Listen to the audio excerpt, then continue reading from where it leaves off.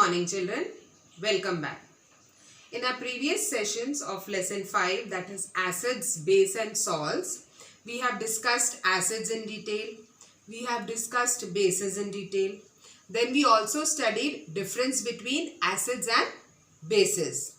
Then we have studied in our previous lecture about natural indicators, that is litmus, how litmus turns in acidic solution, it turns blue litmus red, and in basic solution, it turns red litmus blue.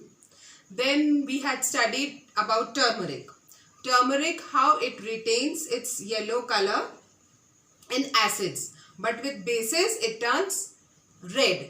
That is why if we have any turmeric or haldi stain on a shirt or any cloth, when you wash it with soap, it turns bright red in color. Why? Because soap is a base, that is potassium hydroxide or sodium hydroxide.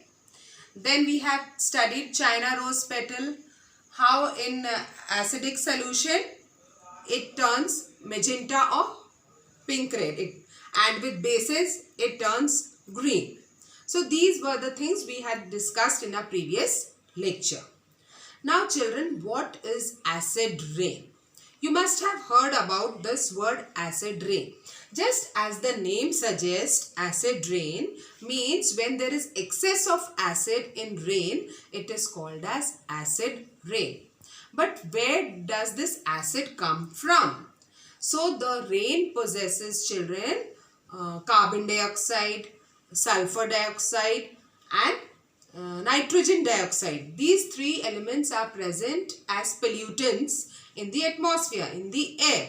These three, when mixed with rain droplets or water droplets of rain, they form carbonic acid, sulfuric acid and nitric acid respectively. And these acids are then very harmful to plants, animals, historical monuments and buildings. Now children, the next topic in your book is neutralization. The word neutralization is derived from the word neutral. Now what do we mean by neutral, children? I'll just give you one example. Suppose you and me are having an argument and a common friend is watching. And if we ask her whether you support me or her, what she will say?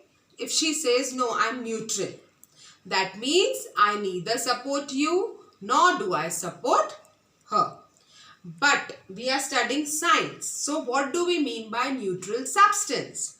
So any substance that is neither acidic in nature nor basic in nature is said to be a neutral substance. I hope what is neutral substance is clear to you, children. Now neutralization. What do we mean by neutralization, children? Neutralization is a process or a chemical reaction in which an acid and a base react with each other to neutralize their acidic and basic nature. I'll repeat again, or in simple words we can say neutralization is a reaction between an acid and a base. The reaction between an acid and a base is called as neutralization. Salt and water are produced as the end products with evolution of heat. I am repeating again, what is neutralization, children? The reaction between an acid and a base is called as neutralization. And the product obtained after this neutralization process is salt and water with evolution of heat. The salt that is produced can be acidic, it can be basic, or it can be neutral. I hope this is clear to you. Now children, what is the title of our lesson? Acids, bases and salts. So now we are coming to the salt part of it. Thus we can say, how will we define salt? The new substance that is formed in neutralization reaction is called as salt. Okay. What is salt, children? The new substance that is formed in neutralization reaction is called as salt, or we can say the product obtained in neutralization reaction is called as salt. I hope it is clear to you, children. Now, in the neutralization reaction, we use synthetic indicators. We have studied about natural indicators. The indicators that we use in neutralization reaction are called as synthetic indicators. Example is phenolphthalein. Now, I'll explain it to you one experiment, children. If it would have been in school, I would have demonstrated to you with the help of all the chemicals which are present in our school lab. But now, I will just explain it to you. You can imagine it. It's an easy experiment. If we take in a test tube dilute HCl, dilute means you add water to hydrochloric acid and make it dilute. And you add few drops of phenolphthalein to it. The original color of phenolphthalein is pink. But when you are adding phenolphthalein to acidic solution, it remains colorless. Okay. Then stir it well and shake it. Then you go on with the help of a dropper, add drop by drop sodium hydroxide. That is, you are adding a base to an acid. You go on adding till the solution turns pink.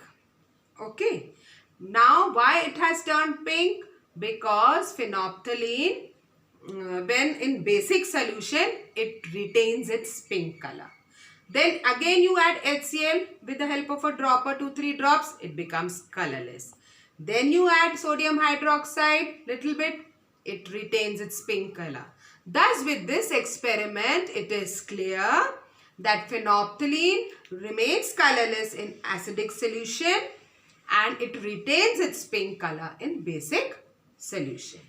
So, this is the now actually what is happening, children, in a neutralization process? When an acidic solution or a basic solution are mixed in suitable amounts, what happens? The acidic nature of the acid and the basic nature of a base are destroyed. And what we get is a neutral solution. So, this is the neutralization process or a neutralization reaction. I hope, children, it is clear to you. Now, what is salt also I have explained you. The new substance that we obtain in neutralization reaction is called as salt. Now, children, formation of salt, like we can express this with the help of an equation. This is HCl is acid, hydrochloric acid, plus NaOH is sodium hydroxide. This is base. So, actually what you are doing, acid plus base, NaOH is base. What you are getting? Sodium chloride. Sodium chloride is salt and H2O is water. So, this we can explain neutralization process with the help of an equation. I hope, children, you have understood this. If you have any doubt, you can contact me on my personal number. In our next video, we will discuss neutralization in our everyday life. Okay? Till then, thank you and God bless.